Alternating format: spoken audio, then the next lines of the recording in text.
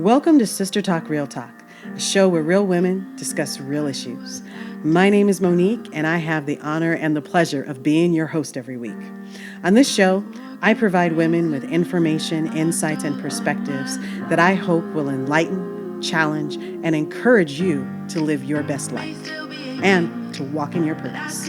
Stay tuned, it's going to be a great show. Days overtaken, and I feel I've overcome. I found my way back.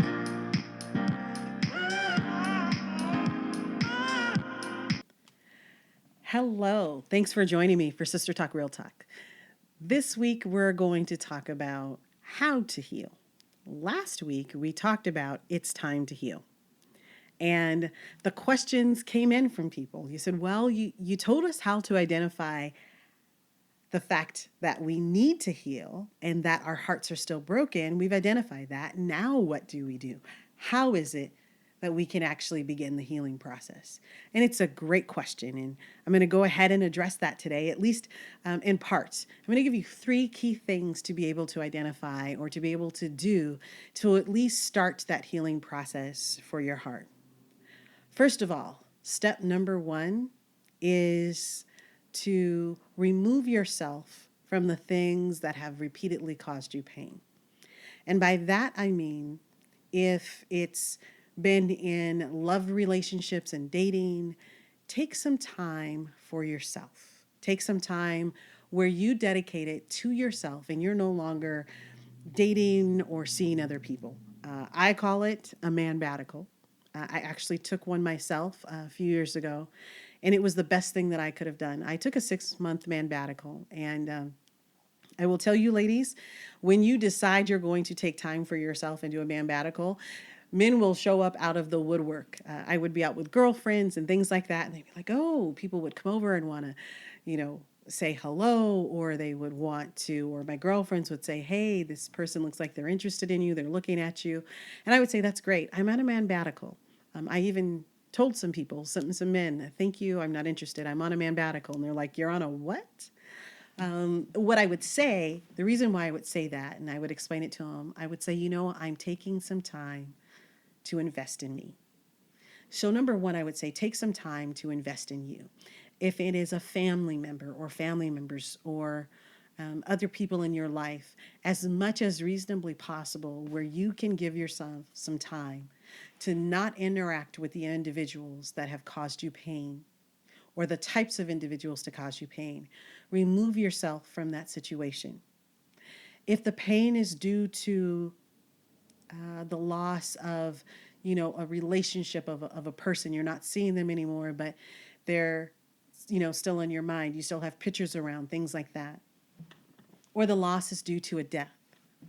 You can't remove yourself from that feeling of death, but you can do the following steps.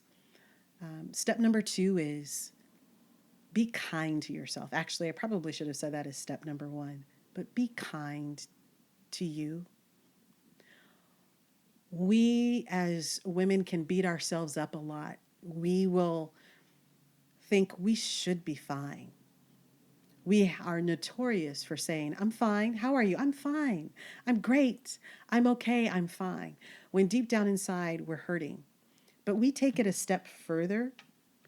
We will talk to ourselves and tell ourselves that we should be fine. And we can actually become frustrated with our own selves because we're not okay yet.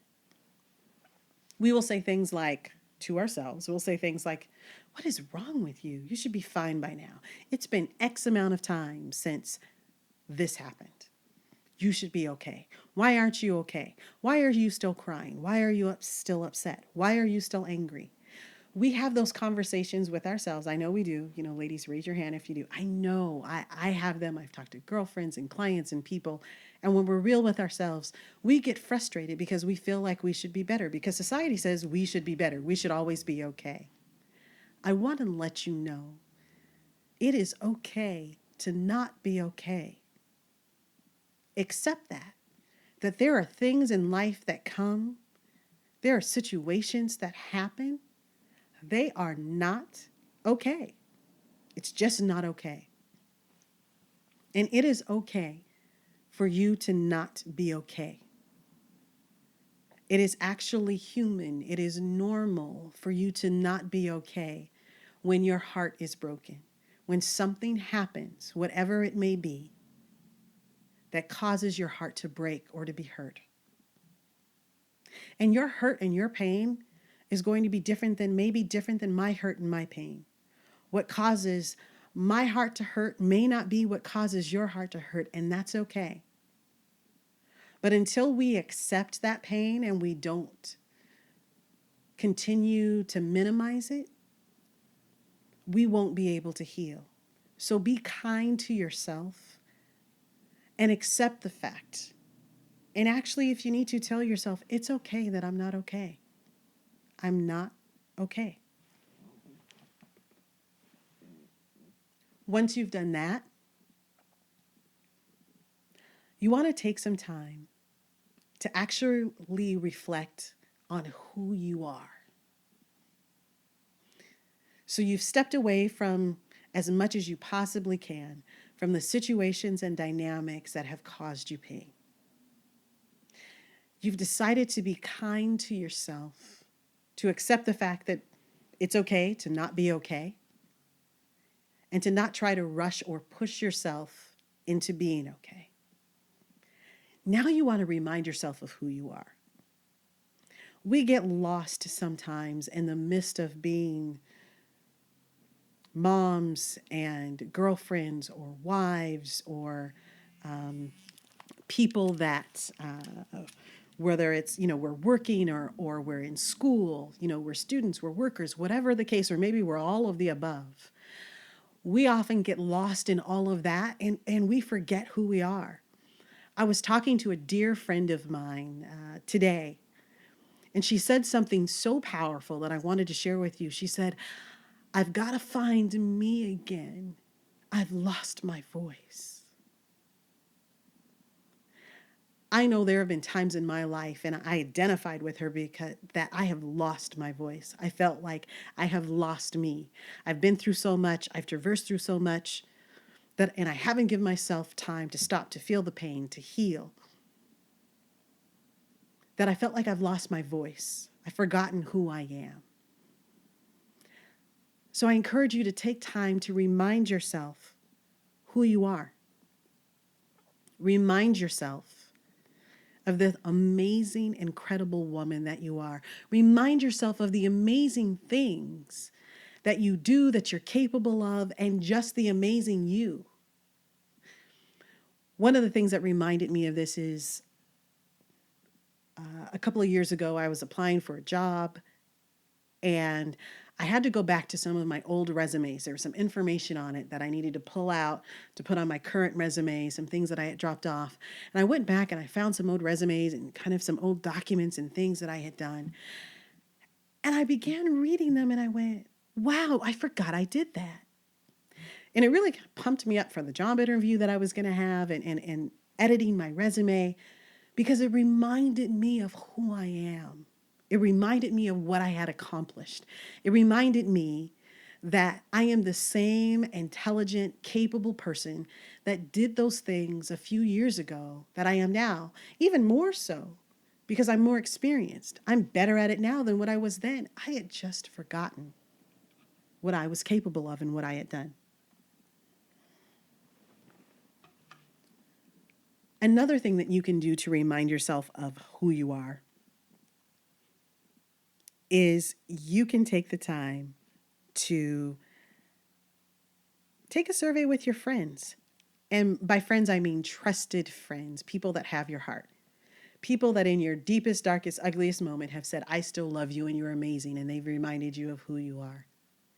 Take some time to go to those people and ask them, say, I'm doing some self-reflection, or I'm doing some stuff, or can you help me out with something? Whatever you're comfortable with, but say, what are the things that you love about me?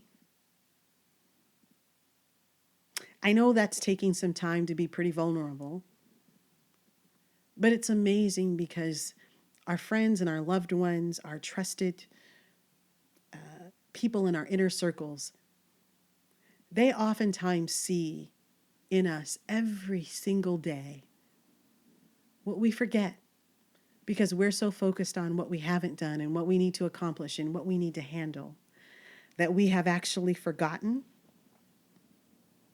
how amazing we actually are.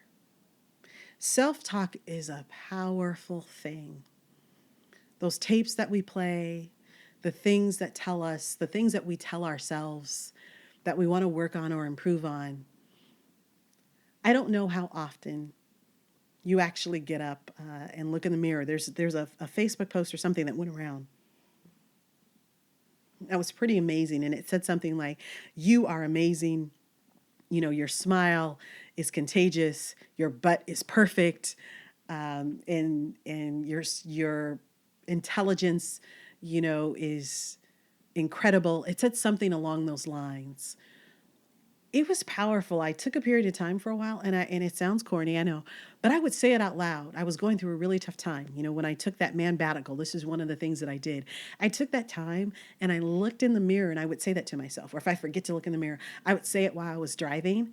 And it's amazing because it reminded me of who I am. It took me out of how I was feeling from what had happened to me. And it reminded me of the positive components of me. The next thing that I would suggest is to take some time, if you can, in the vein of that, to reminding yourself of who you are, is take some time to write it down. For a few days, I would encourage you really for 7 days, just to write down, if it's 2 or 3 things, on a piece of paper. I know, you can do it on your phone, on your tablet, on your computer, but there's something about putting pen to paper that really resonates, even with your brain, of just writing down a few things that you've heard from your friends, that you remember of who you are, why you're amazing. Why are we doing that? Because part of healing our hearts is being able to nurture ourselves. Part of being able to heal our hearts is being able to take the time to remind ourselves of who we are, of how amazing we are, and how much we bring to the world and have to offer. We are a gift. I believe that every single person in this world is created with a purpose. We have unbelievable things to be able to provide and give to the world. There is no one else in the world exactly like you. Not even identical twins are absolutely 100% exactly alike in the way they think and the way they process things. They're really, really close, but there's still some differences. You are uniquely made. We are unique. And in the times when we're hurting and we're in pain, we forget that. So I want to recap for you. What you want to do is you want to be able to separate yourself as much as you possibly can from the things that are causing you pain. You want to acknowledge that it's okay to not be okay. You want to self-reflect and also get reflections from or insights from other people and remind yourself of who you are. You want to take some time to be kind to yourself. Be kind. Pamper you. Whatever your thing is that brings you peace or joy or calming, do that. For me, it's the ocean. It's getting to the water. If it's going to get a massage, if it's hanging with your girlfriends, if it's taking time alone, if it's curling up on the couch and reading a book, if it's going to the movies, if it's going and riding motorcycles, going to the gun range, I don't know, whatever it is. If it's driving fast cars, if it's canoeing, if it's sailing, if it's swimming, if it's relaxing, like I said, and doing a spa day, whatever it is, take some time to repeatedly invest in you. Take some time to celebrate who you are.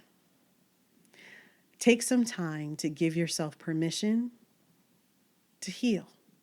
And in that time, in recognizing it's okay to not be okay, identify the pain that you have in your heart. Identify the areas that are causing your heart to hurt. Give yourself permission to feel it. I know we don't want to, but to feel that pain. and then take the time to be able to acknowledge it and then to let it go. Now, that sounds really easy, and this is a process, but I know it's a process. There are things that we may have to do over and over again for a while in order to get through that. But these are a few steps that I hope will help you and encourage you to be able to begin to heal that amazing, beautiful heart of yours. Because you know what? We are all created for an amazing purpose. And you are an incredible woman. And that is real talk. Thank you for listening to Sister Talk Real Talk. I hope that today's show has informed, enlightened, encouraged, or challenged you. We're always on doing this thing called life with you throughout the week. You can catch us on Facebook and on Instagram at Sister Talk Real Talk, and on Twitter at Sister Talk for Real. That's Sister Talk, the number 4, real. Let's continue the conversation throughout the week. You can catch all of our shows on our blog at sistertalkrealtalk.com. Thanks for listening, and we'll talk to you next time. Until then, keep it real.